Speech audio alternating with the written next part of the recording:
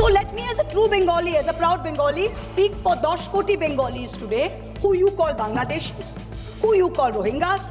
You harass us on the streets, in colonies. You throw us out when we are pregnant across the border.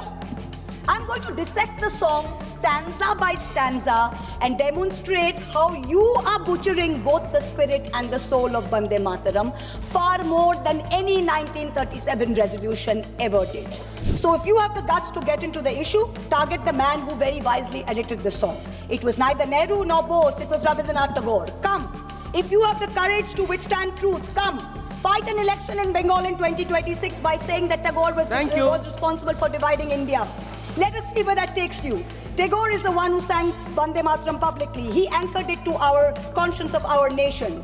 It was Bengal's clarion call. It is no jumla that the BJP can expropriate before an election. You try it and you will see what its consequences are. 10 crore Bengalis will rise, 20 crore arms to teach you the real meaning of Vande Mataram. Vande Mataram. And yet you suddenly want to discuss it for 10 hours in this house. Why? I'll tell you why. Because no doubt, some half-wit BJP IT cell minion has probably advised you that the Vande Mataram card, if played right, will give you an advantage to the BJP in the 2026 Bengal elections. There is no other reason behind the timing of this discussion, none at all, take it from me. But we are delighted. We are delighted not only to be able to get this fabulous opportunity to give you a lesson in history, but also to demonstrate to you that how delving into Vande Mataram will only prove how removed you are from the soul of Bengal, from the psyche of Bengal, and how our Ma will never be hostage to your narrow electoral goals. Yes. Let the history lesson begin. What do you say? Let it begin. Bankim Chandra Chattopadhyay's two-stanza hymn, Vande Mataram, was first published in the literary journal Bongo Darshan on November 7, 1875. At that time, there were no patriotic societies or nationalistic organizations to speak of in India, except for the Indian League in Calcutta, which was founded by some patriotic Bengalis, Shishir Ghosh, Ananda Mohan Bose, Surendranath Banerjee, to rally public support against British colonial rule. The RSS and the BJP were nowhere in sight. The RSS was formed 50 years later, in 1925, and the BJP was formed 105 years later in 1980. And incidentally, the ruling party, the Sangh Parivar, do not sing Vande Mataram. I remember this hilarious episode in 2017, I think it was, on TV, where there was a BJP spokesperson called Naveen Kumar Singh, and he was asked to sing Vande Mataram. He was looking at his mobile phone, and even then he couldn't sing it. Also, in August 2017, I remember a cabinet minister in the UP government, Baldev Singh Aulak, I think his name was, he was unable to correctly sing this song on a TV news show. In January 2019, before the last Lok Sabha election, BJP leaders held a protest where they were going to make Muslims sing the song. They themselves could not sing the song correctly, so the meeting descended into chaos, and the BJP leaders and their followers chanted slogans like, "Is desh mein agar rehna hoga, to Vande Mataram kehna hoga." So frankly, the BJP's commitment to this song is a badly scripted comedy. The British banned the use of this slogan, Vande Mataram, under the sedition laws, and banned its singing in any public place.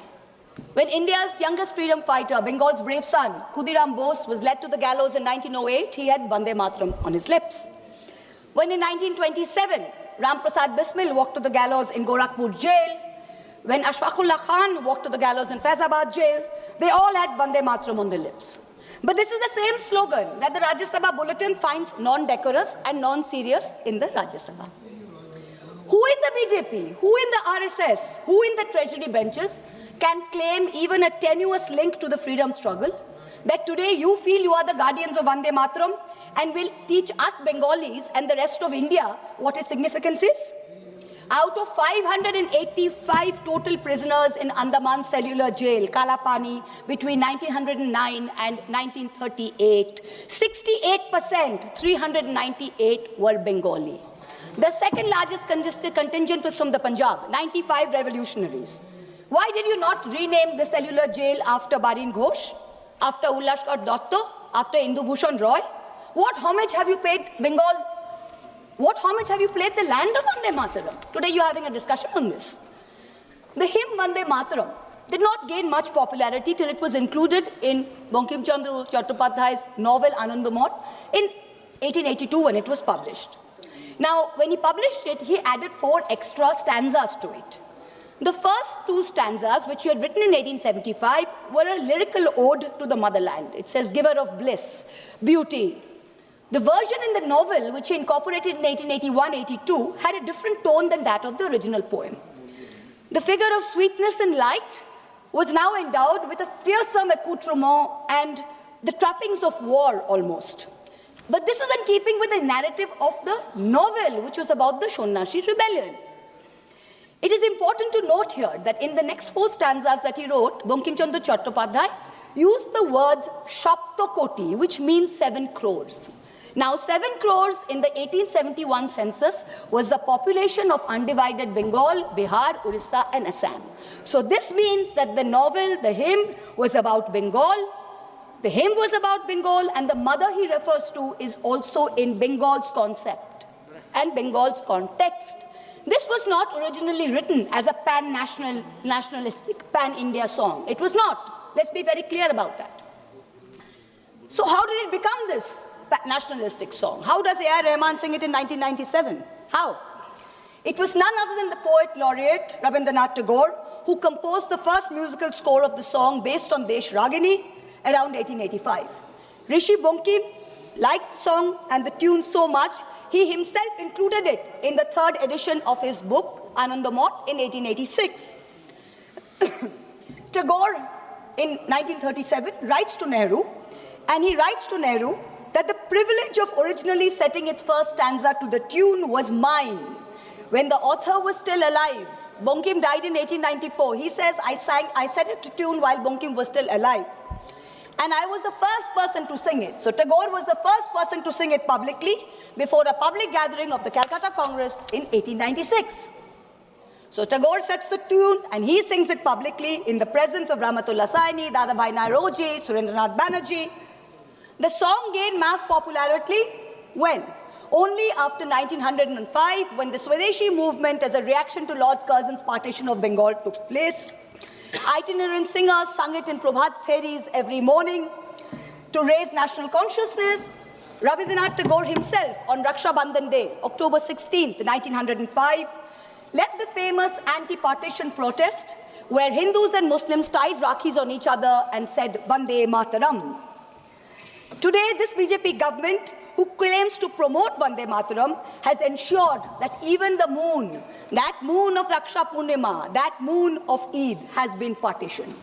Hindu women can break their Karwa Chauth fast on their roof with the sighting of the moon, but a Muslim in a BJP-ruled state is forbidden from offering Eid ka namaz on his roof to the same moon. And you're blaming a song for India's divisiveness. The song was sung again during the Congress session in Benares in 1905 by Tagore's niece, Sharla Devi Chaudhurani, who replaced the Shaptakoti, the 7 crores, with Triksha Koti, which means 30 crores, which is the population of India in the last census of 1901. So this is the first time that the song is gathering a pan-national appeal. Gandhiji, in the Indian Opinion paper, he writes in December 1905 that this song is so popular. Just as we worship our mother, so is this song a passionate prayer to India. Tagore continued to use the refrain Vande Mataram almost as a slogan in some of his own songs. He says it in many of his own songs. Many of his own songs use the term Vande Mataram. The Swadeshi agitation of 1905 and 1908 saw Vande Mataram as a clarion call. The great Tamil poet Subramanya Bharati, he translated it in Tamil in 1905. It began to be sung in meetings and processions all over India, from coastal Andhra Pradesh, from Vijayawada and the Krishna, to after Jallianwala Bagh in the canals and cantonments of Punjab, where they didn't think of it as a Bengali Sanskrit hymn. They saw it as a shared call of resistance. You, this government today, claim to be the guardians, the true upholders of the spirit of Vande Mataram. We've listened to the Prime Minister for an hour. We've listened to the Honorable Defence Minister for an hour tell us about how they are the true upholders of Vande Mataram. So let me, as a true Bengali, as a proud Bengali, speak for Dosh Koti Bengalis today, who you call Bangladeshis, who who you call Rohingyas. You harass us on the streets. In colonies, you throw us out when we are pregnant across the border. I'm going to dissect the song stanza by stanza and demonstrate how you are butchering both the spirit and the soul of Vande Mataram far more than any 1937 resolution ever did. And let me for once and for all debunk the ruling party's false claim that a truncated song is always an insult. Jana Gana Mana was originally written as a Brahmo hymn in 1911 and first consisted of 5 stanzas. It was called Bharato Bhagyo Vidhata. Remember that the Brahmo Samaj was formed by Raja Ram Mohan Roy, and this is the same Raja Ram Mohan Roy that the Madhya Pradesh Higher Education Minister Inder Singh Parmar called a British agent, a dalal, working for religious conversion. If your party's man is calling Raja Ram Mohan Roy a dalal, I wonder what kind of higher education he can be responsible for. Jana Gana Mana is also a truncated song.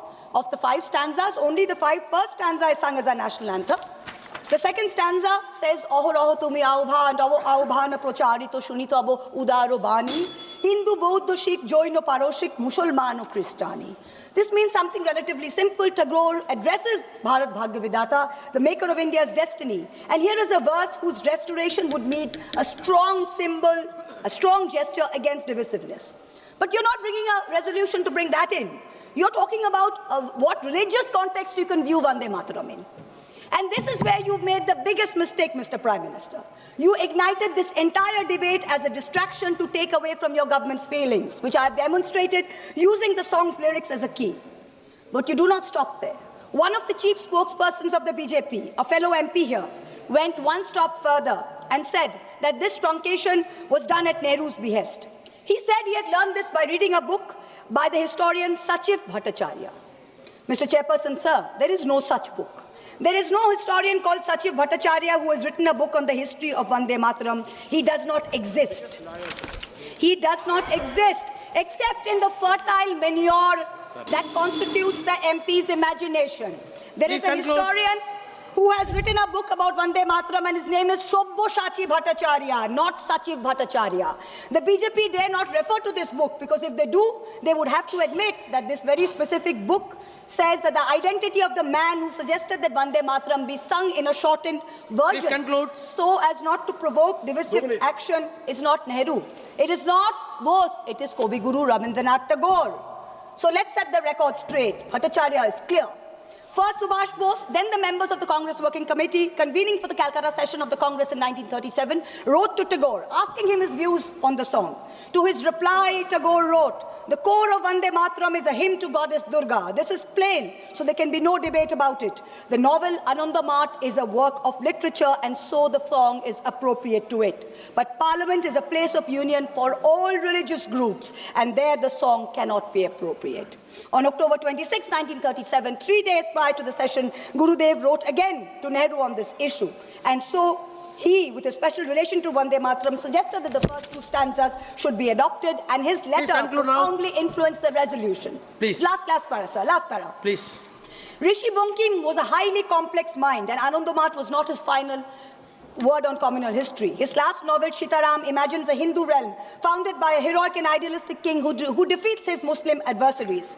However, he comes to embody and exceed all the evil attributed to Muslim, and all his Hindu associates abandon him. So if you have the guts to get into the issue, target the man who very wisely edited the song. It was neither Nehru nor Bose, it was Rabindranath Tagore. Come.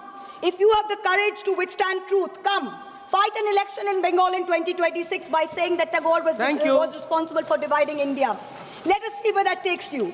Tagore is the one who sang Vande Mataram publicly. He anchored it to our conscience of our nation. It was Bengal's clarion call. It is no jumla that the BJP can expropriate before an election. You try it and you will see what its consequences are. 10 crore Bengalis will rise, 20 crore arms to teach you the real meaning of Vande Mataram. Vande Mataram.